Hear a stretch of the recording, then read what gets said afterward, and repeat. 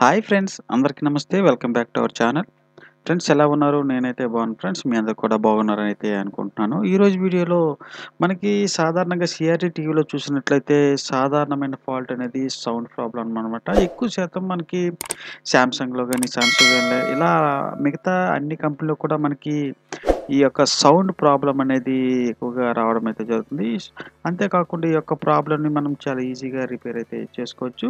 ఎందుకంటే మనకి ఈ యొక్క పవర్ సప్లై అనేది చెక్ చేసినప్పుడు పవర్ సప్లై అనేది కరెక్ట్‌గా రావడం జరుగుతుంది. అదేవిధంగా స్పీకర్‌ని చెక్ చేసేటప్పుడు స్పీకర్ కూడా మనకి పనిచేయడం అయితే జరుగుతుంది. అలాగే మనకి ఈ యొక్క ఆడియో ఐసీ కూడా చెక్ చేసినప్పుడు పనిచేయడం అయితే జరుగుతుంది.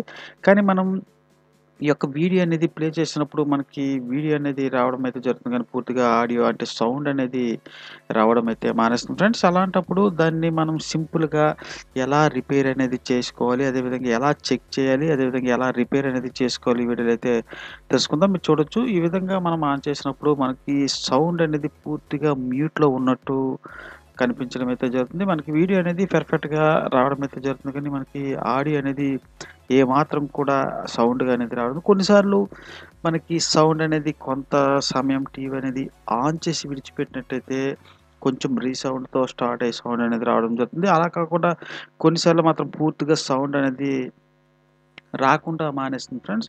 అలాంటప్పుడు దాన్ని ఏ విధంగా మనం చెక్ చేసి రిపేర్ అనేది చేసుకోవాలో ఈ వీడియోలో ఎక్స్‌ప్లెయిన్ చేస్తాం ఫ్రెండ్స్. దీనికోసం మనం సింపుల్‌గా ఒక కెపాసిటర్ అనేది చేంజ్ చేసుకున్నట్లయితే ఈజీగా ఈ యొక్క ప్రాబ్లమ్‌ని మనం రెక్టిఫై అయితే చేయొచ్చు. ఇప్పుడు ఒకసారి దీన్ని ఓపెన్ చేసి ఈ యొక్క కంప్లెయింట్‌ని ఎలా మనం వన్ బై వన్ చెక్ చేసుకోవాలనేది చూద్దాం.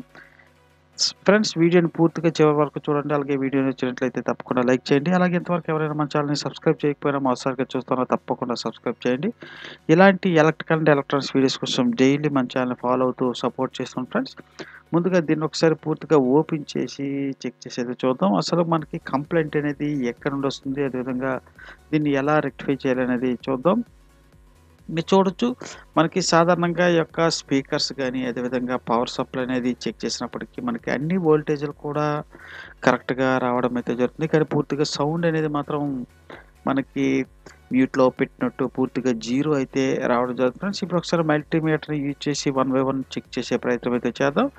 ముందుగా మల్టీమీటర్‌ని బజర్ రేంజ్‌లో పెట్టి ఒకసారి స్పీకర్స్‌ని చెక్ చేసినట్లయితే మీరు గమనించవచ్చు. మనకి స్పీకర్‌లు కంటిన్యూటీ అయితే కరెక్ట్‌గా రావడం జరుగుతుంది. అంటే పూర్తిగా మనకి స్పీకర్‌లన్నీ అయితే పనిచేయడం అయితే జరుగుతుంది.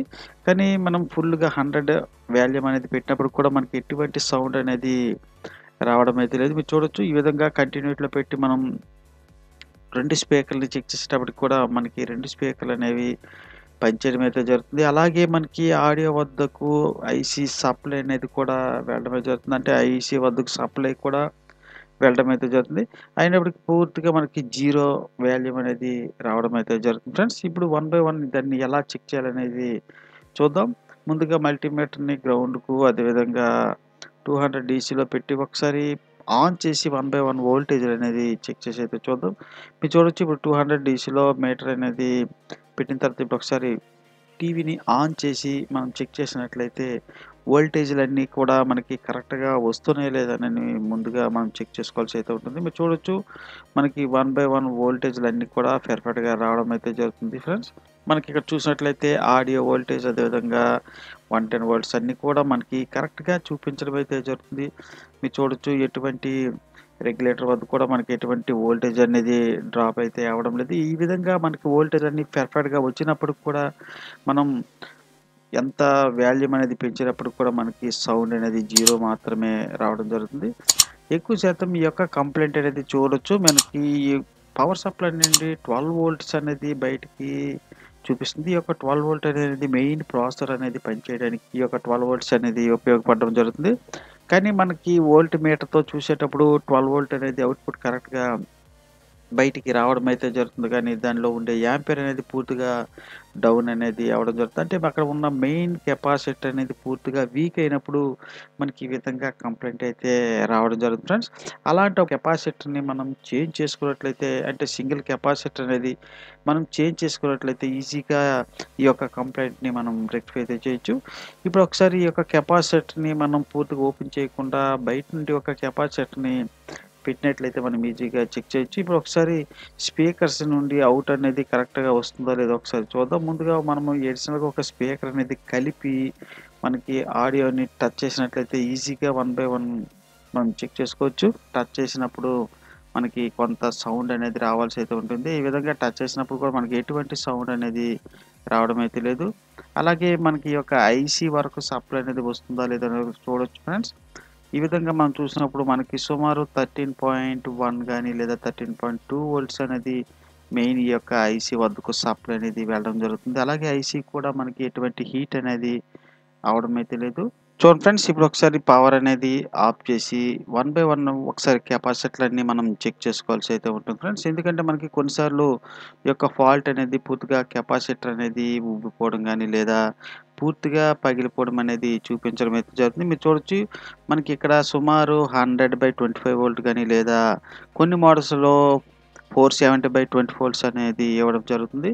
మనకి సాధారణంగా చైనా కిట్‌లో చూసినట్లయితే 100/25 వోల్ట్ అనేది కెపాసిటర్ అయితే ఇవ్వడం జరుగుతుంది. కానీ మనకి కంపెనీ మోడల్‌లో చూసినట్లయితే 470/25 వోల్ట్స్ కెపాసిటర్ అనేది ఇవ్వడం జరుగుతుంది. ఈ యొక్క కెపాసిటర్ అనేది పూర్తిగా వీక్ అయినప్పుడు గానీ లేదా పూర్తిగా పని చేయనప్పుడు మనకి ఈ విధంగా సౌండ్ అనేది మ్యూట్‌లో ఉన్నట్టు పూర్తిగా సౌండ్ అనేది రావడం మానేస్తుంది ఫ్రెండ్స్. ఇప్పుడు ఒకసారి ఈ యొక్క కెపాసిటర్‌కు మనము హారిజాంటల్‌గా అడిషనల్‌గా ఒక కెపాసిటర్ అనేది కలిపినట్లయితే మనకి సౌండ్ అనేది వస్తుందా లేదా అనేది మనకి ఈజీగా తెలియడం అయితే జరుగుతుంది. ఇప్పుడు ఒకసారి దీన్ని ఆన్ చేసి మనం అడిషనల్‌గా ఒక కెపాసిటర్‌ని యాడ్ చేసి మనం చెక్ చేసినట్లయితే సౌండ్ అనేది వస్తుందా లేదా అనేది మనం గమనించవచ్చు. కెపాసిటర్ అనేది మనం యాడ్ చేసినప్పుడు ప్లస్, మైనస్ అనేది జాగ్రత్తగా చూసి మనం పెట్టవలసి అయితే ఉంటుంది. మీరు చూడొచ్చు ఈ విధంగా మనం ఒక కెపాసిటర్‌ని యాడ్ చేసినప్పుడు మనకి సౌండ్ అనేది రావడం అయితే జరుగుతుంది. మీరు గమనించవచ్చు.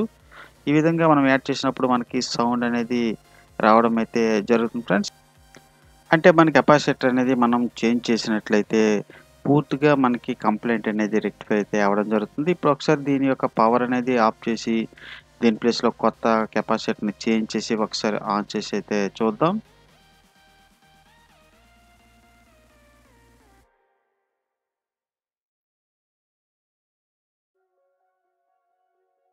చూడండి ఫ్రెండ్స్, ఈ విధంగా మనం యొక్క కెపాసిటర్ అనేది చేంజ్ చేసిన తర్వాత ఇప్పుడు ఒకసారి టీవీ అనేది ఆన్ చేసి ఒకసారి చెక్ చేసి అయితే చూద్దాం.